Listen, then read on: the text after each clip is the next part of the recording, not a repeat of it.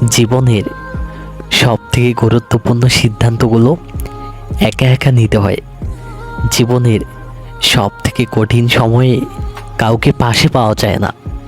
Family হোক বা বন্ধু হোক, সবাই একটা না একটা বাহানা দিয়ে কেটে পড়ে। নিজের জন্য তখন নিজেকে ছাড়া আর কাউকে পাশে পাওয়া যায় না।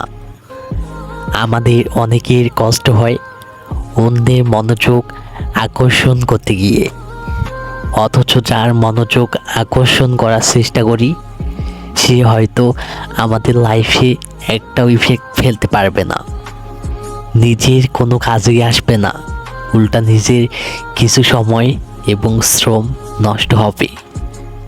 আমাদের মনোযোগ দেওয়া উচিত ওই সব বিষয়তে বা ওই সব মানুষের প্রতি যাদের সাথে আমাদের জীবন জড়িত।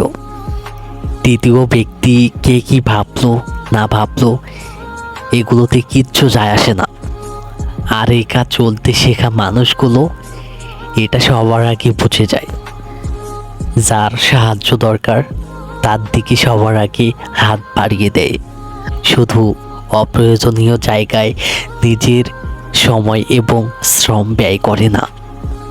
বেশিরভাগ মানুষ অন্যকে ফলো করতে পছন্দ করে, ইউনিক কিছু ফলো করার চেষ্টা করে, কিন্তু ইউনিক কিছু হওয়ার চেষ্টা করে না।